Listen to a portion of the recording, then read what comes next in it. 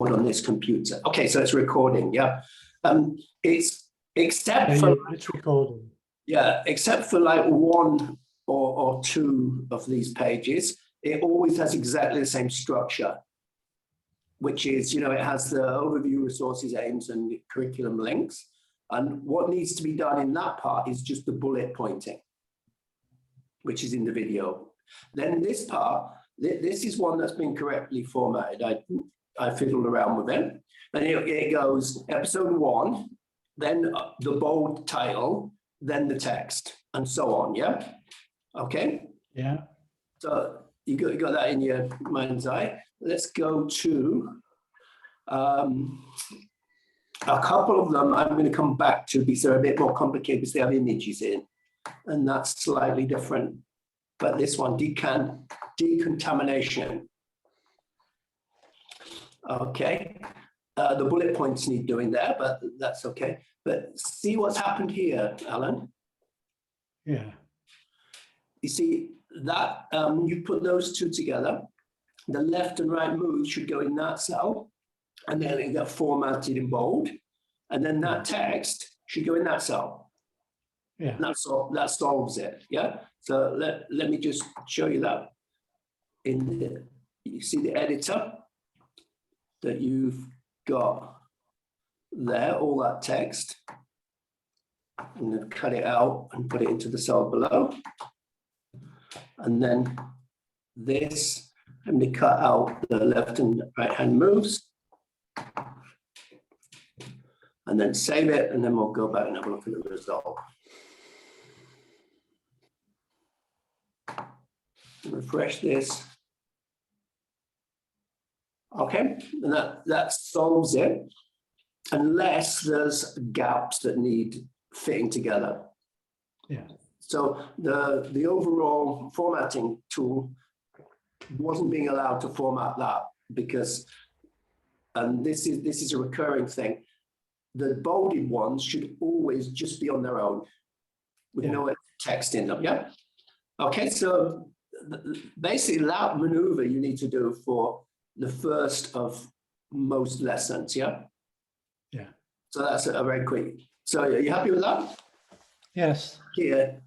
So you just need to move the title down one and the text down one. Okay.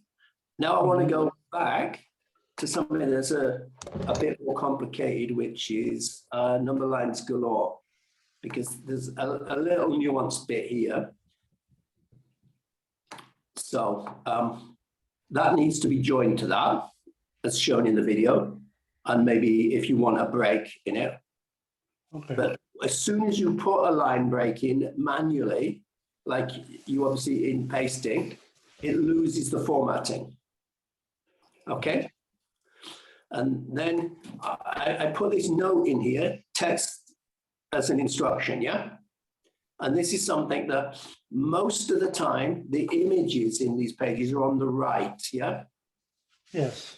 And that's just, let me show you then. I'll go, this is the table for lesson 3, isn't it?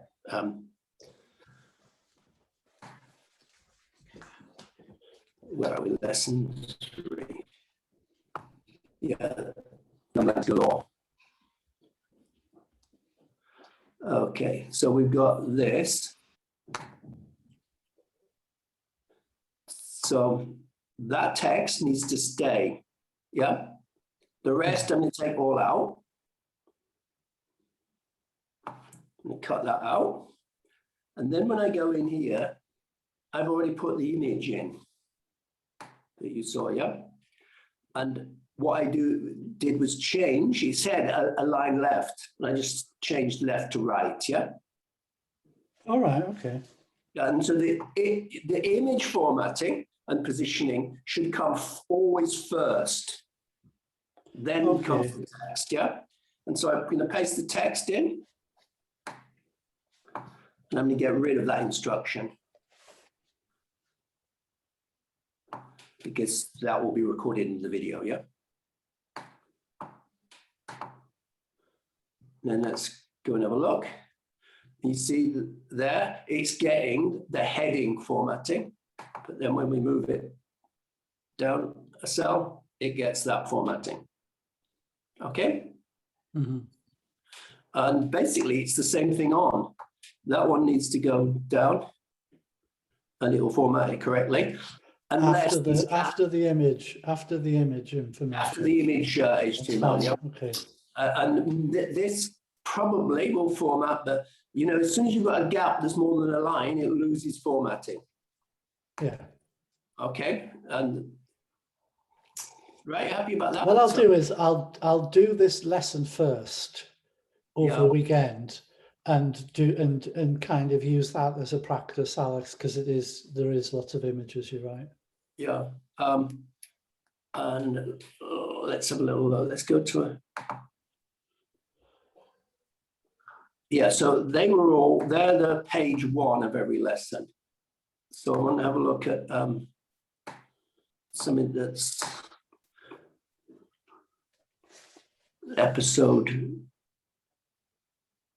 lesson 2, episode 3.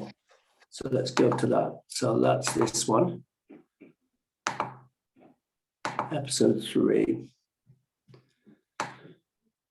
Okay, this is something that you need to just move down one, is whenever you get a bolded cell, that's always a title that should just be on its own. And so all of that text needs to go down into next to the activity. Okay. And then be conjoined together and braked so it looks like what's in the booklet, yeah? And then this stuff needs just to be, you see, that line has got the formatting, the rest has just got too many line breaks. Yeah. And so on with that one there. And then all of these cells down here, which are the reasoning in all of those episode pages, I've got get the blue formatting automatically, but lose it when you have line breaks that are not marked, yeah? Basically, I think that's it, Alan. When I look through the formatting, most, except in the Piagetian ones, which are a little bit more complex, yeah? But all the episode pages and the intro pages are all fixable pretty easily with that, conjoining the text and putting in line breaks or italics or whatever you want, and making sure that the header cells are only dealing with header text, yeah? And then there was one last thing I wanted to show you, which I worked on. I found that the worksheets, the table idea doesn't work well because they're all very individual for each lesson, aren't they? You know, some have got just text, sort of lines of questions, others have got a mixture, others are just image, yeah? So let me just show you what I did with the handling data ones, which is the very last lesson. I just copied and pasted the text in, but I used the table, not the table editor, but this editor, which gives you formatting options, yeah? And basically, I created a table in Google Docs and pasted it in because I'm setting up folders in Google Docs for Came and for Case, where other people can have access to the Google Doc with all of the tables, because they might want to just take them out and use them in slides for their PD, or for people who want to adapt or translate, yeah? And that was the easiest way to make them in one place using Google Docs, and then just paste them in here, yeah? And I'll be working on them because I did this for all of the case worksheets. And once you how long did it take you? Not very long, actually. It took about 2 hours to do all of the tables in case, just in one Google Doc, yeah? And let me just show you. No, it's in, I'll have to open it in another window. It's in the Let's Think drive. Yes. And I put it, actually, let's go to, I've put the link in the introduction page. You know, in the contents, we've got, Yes. and so there's like a little hello, and then this folder contains all the diagrams and graphs, and you've got them, haven't you? You've got Yeah. all the extracted stuff, and then the Google Docs with all of the tables. I've done exactly the same for case, and case is finished. But it means, you know, as I say here, people might want to just do activities in PD, or, you know, they adapt lessons. And rather than going into the pressbooks and getting them out, this is just easier, yeah? Yeah, I've been doing something with Sarah where I've been recording some lesson simulations, talking to a PowerPoint, and I needed to do that. So I would agree with that, Alex. I did it for, I'll send you a link to it. I did it for lesson 18. Yeah, and I'll show you what I did. And you see, this is the thing with using the Google Docs.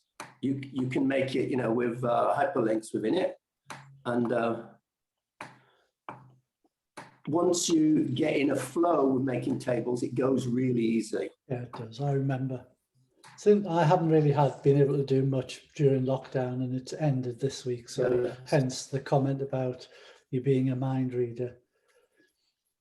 Yeah. So, you know, those, you know, they take about 3 or 4 minutes each, that's all. And then they're available because, you know, imagine like, what's he called? Timo in Finland, he can just change the headings into Finnish, can't he? We talked about that in the Came Network, actually, with Tim in Australia and Ian in South Africa. So yes, that's a good idea. Yeah, and so, well, you know, there's one searchable, easy place to get all the raw material, you know, and it means like the image folders, and so people can use an image, you know, they can cover over the labels on graphs and things in their own languages, can't they? Yeah. Yeah, and it saves everyone starting everything from scratch. Okay, so the main thing is just finding out that once you, like you say, you're going to do one lesson, and the structure for every lesson is effectively the same, the way the table formatting works. Yeah.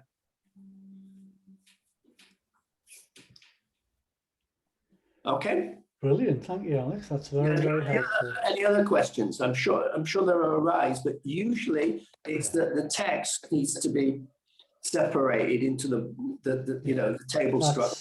That's answered quite a few questions, and I'll do 3 over the weekend, and then I will start working through it. I'm having a catch up with Stuart on Wednesday, so it's all quite timely.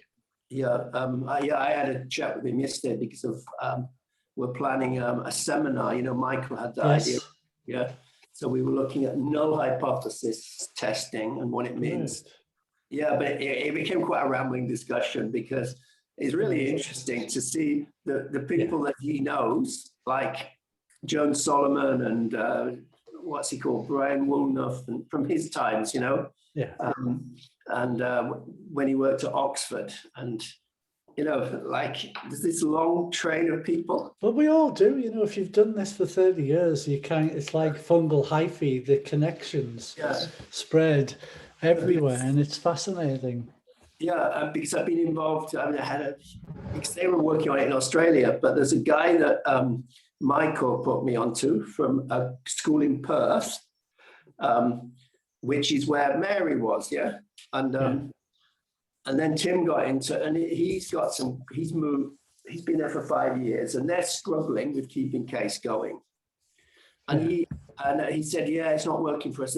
But he gave them really, really thoughtful, detailed things that were not working and problems they were having.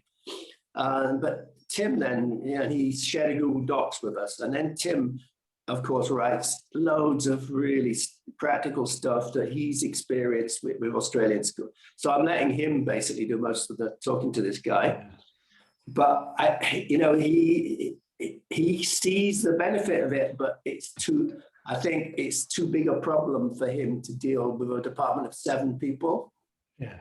And so we're hoping to support him because, you know, his criticisms are quite good actually about, you know, the technician time with the leaves and the Vaseline. I'm always worried about that lesson. Do you have anything that can replace that? That's lesson 2, isn't it? Which is what I tend to do. Is miss the leaves one out and just do the 3. Yeah, but you see, I was wondering if there's something that does, because what's happening there is that they're putting in, and I talked to Caroline about this, it's to get some biological categorical variables in, isn't it? Whether there's something, but actually what he talked about made sense, rereading stuff, that actually to understand it, you need a model of evaporation. So actually it's a little bit advanced. Mm-hmm.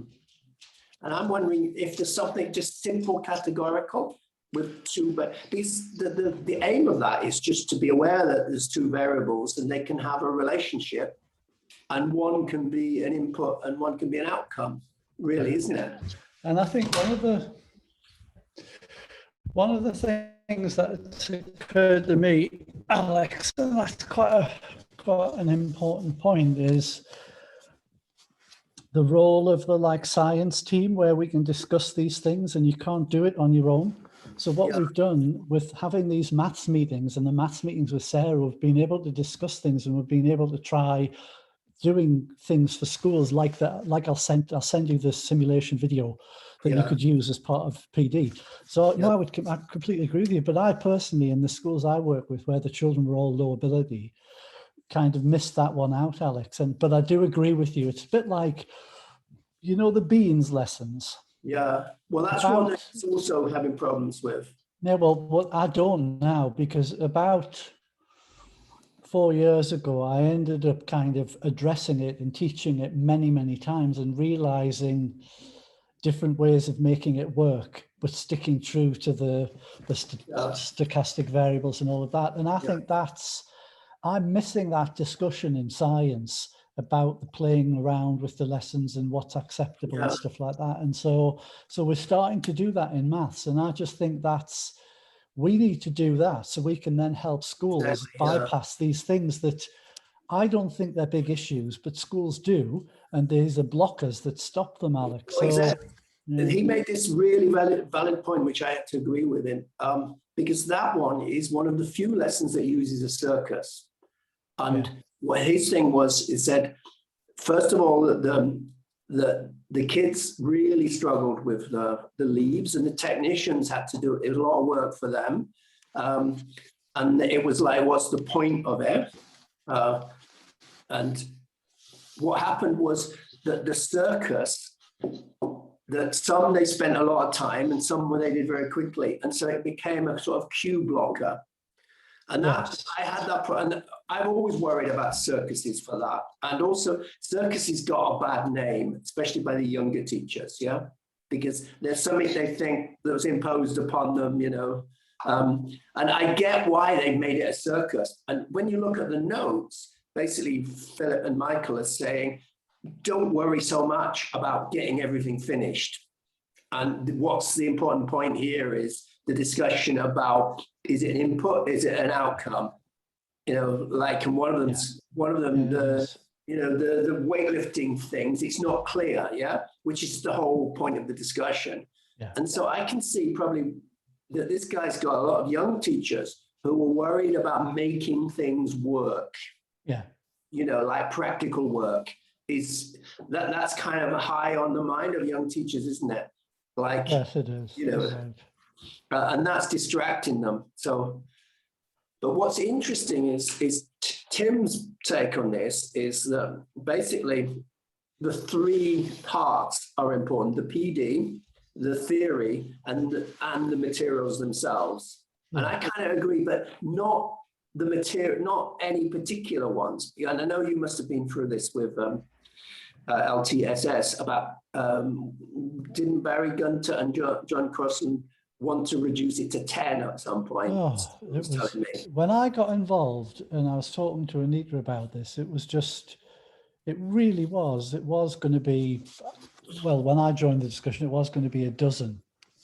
Yeah, Because I think the biggest problem about that project was its oversight, because yeah, someone wanted to try and prove a point, and the finances got approved, and we couldn't actually undo this point proving that was kind of an undercurrent under it, and everyone's now being tarred with the same brush. yeah. It's Because anyway.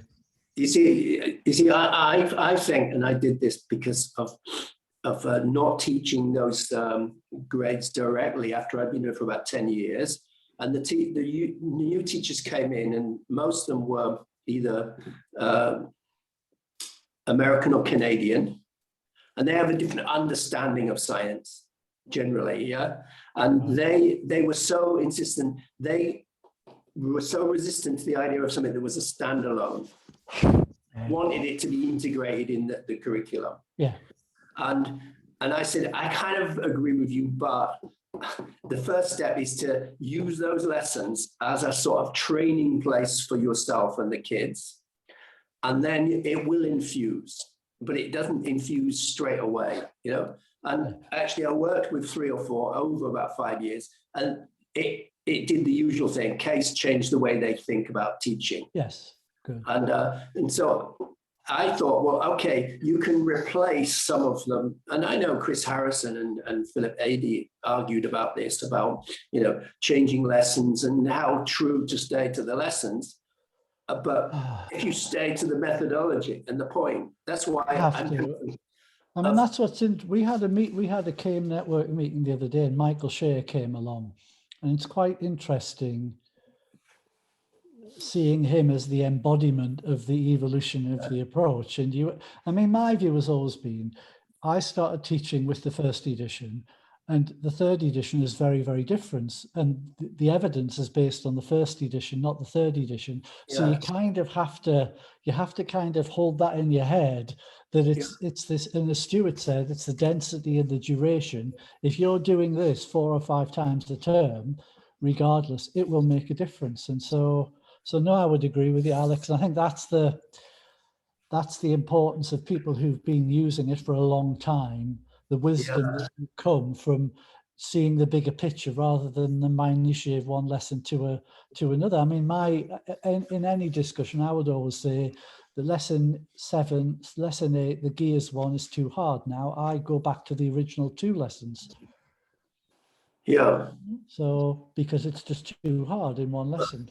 But also there was one of his criticisms, and I thought this is quite, I agree with it as well, is, you know, there's the three chemistry ones that are about formal models. I always found them very weak. Yeah.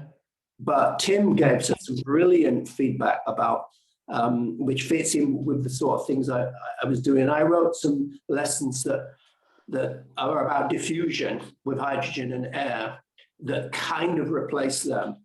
And I use them and also use them with older kids. But it's this idea of the particle model is not so really well kind of documented in. I always got the impression they were a bit of an afterthought lessons. Yeah, to bring some chemistry into your. Yeah. I mean, what I do with those is Stuart came up with 4, but I used 2 of Stuart's activities on modelling before those 3.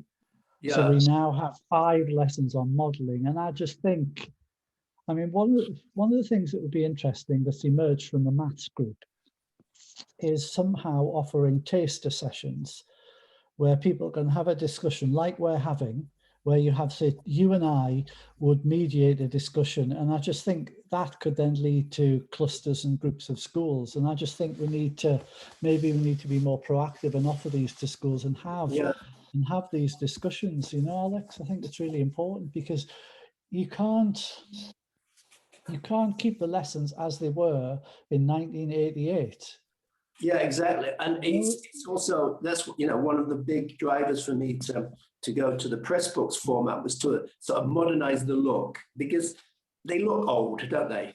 Yeah. CAME actually has aged far less than CASE in its look.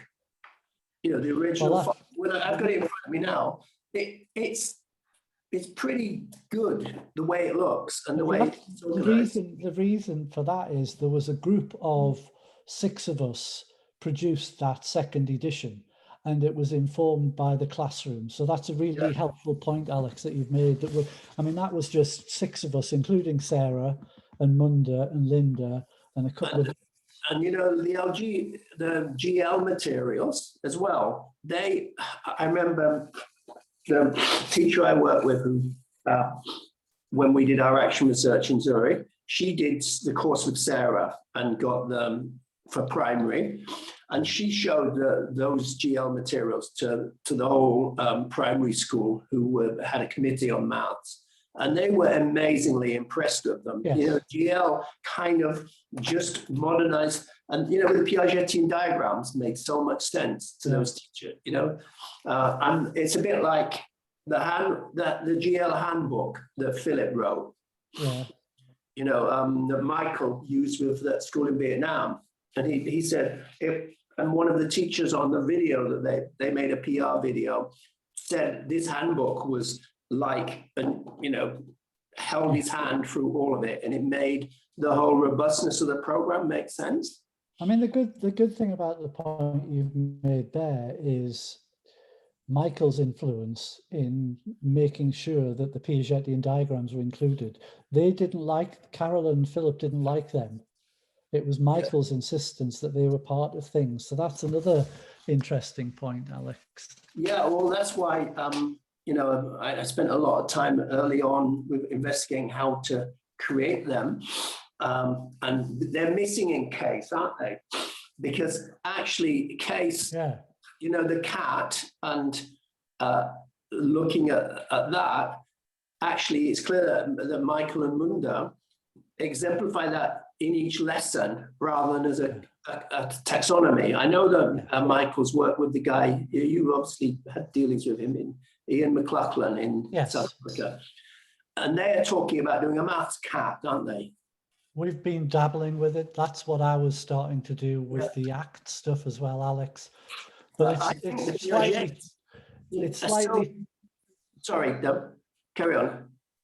I was just going to say it's slightly changed, given it would be the way that it seems to be shaping up is as part of the PD process, you give that Michael has data on 150 maths questions, right? Where it's the percentage of children that get them right or wrong, the Piagetian level for the questions, and what seems to be emerging as a trial is the teachers have to do those questions and say what level they think the question's at. And that then leads into the information about the cat, Alex. So it's kind of evolving since the CAME network started. It's really quite interesting. Yeah, because that's in the original case, that's what he had experienced teachers, didn't he? And then inexperienced teachers, and did that rating. That's in towards the side. And I thought that was a superb piece of research, that the way they established, because it's, you think about it in teaching, you know, all of my teaching career, especially with being international, where we had a lot of control with the IB younger kids, but we had to do a lot of internal moderation. And that is really interesting, isn't it? Where you get a bunch of teachers, as you say what does this question demand? Yeah. And when you have those discussions, you really get to what maths or science or whatever is all about, don't you? You know, in terms of, you know, people say, oh, this is easy. All you have to do is factorize it. And others say, no, it's much more demanding of X, Y, and Z kind of schema, especially when you get into that just pre-GCSE maths all the way through to GCSE maths. You've got a huge amount of stuff that can be done by rote, and a huge amount of stuff that just you've got to have higher order thinking. Oh, that was the point, Alan, that, you know, the original national curriculum levels, they don't need to be put in. Right. You know, they're in the original Piagetian diagrams because they don't make any sense anymore. Yeah. No, they don't. That's interesting. Yeah. Okay, I need to get going. I'm meeting my daughter downtown. Great. Thanks, And, Alex. It's nice to catch up. Yeah, but this is something that Michael Walsh has been on to me a lot about, and I know Mary's aware of it, of how, for instance, like that, getting together to do a project like ACTS had so much kind of opportunity to sort of for team building, and they have that with the English and the networks, and you've started it now with the maths. So yeah, it's something we need to start it with science, Alex. We need to, I mean, what it might be worth doing, all I did was, I'll just keep moving out of the sun. All I did for the maths network, and it has evolved, is I just got in touch with everyone who I thought, historical tutors, who I thought would have a voice. Now what's emerged is there's a kind of blue sky thinking group, and then a group that are more about users helping people in schools, and that's emerged in the last 2 weeks, and that's fine. So I think if we can do something similar with the science network, Alex, it would be lovely, because you've got, it's a bit like Ian in South Africa. He's been using the materials for years, but he's never had like-minded colleagues who've had similar amount of experience as him to kind of bounce ideas off and to talk to. And he's brought colleagues along. There's a lovely guy in a school in Johannesburg who's excellent, but who's gone into a school to get some management experience. And in a few years, he'll be brilliant, but he needs to kind of cut his teeth in a school. And so I think I need that. I need the discussions that we're having. I need the discussions I'm having with Stuart, but it's better if we can have it together, so maybe we should do that. Maybe we should have some case network meetings. I mean, let's think for a maths team, there are 4 or 5 of us, and 3 of them come to the maths network because it's secondary aimed at, really. So you've got Linda and Sarah will come to those meetings, but the other couple of people don't because it's primary. So we have maths meetings for them. And I think we need to do that, Alex, because I need it, and I'm assuming you value the discussion, especially when you kind of get a bit anarchy about lessons. And I can only talk to people like you about them. I can't talk to the people I'm working with or helping, so we all kind of need it. Because I've been looking, I did this 20 odd years ago, in response to these American teachers, and effectively created a whole load of lessons. And I wrote a sort of I called it New Thinking Science workbook, that was like the activities that they wanted as their core thing. And they had things like evaporation and dissolving and electricity. And effectively I created case bridging lessons. But of course there was always the problem of the pedagogy of, you wanted to get to right answers, but what was the route to right answers? Because the Americans were at that point were very obsessed with standardized assessment and fairness and stuff like that, which I agreed with. But I said, we have to get our goals very clear. What are you using these lessons for?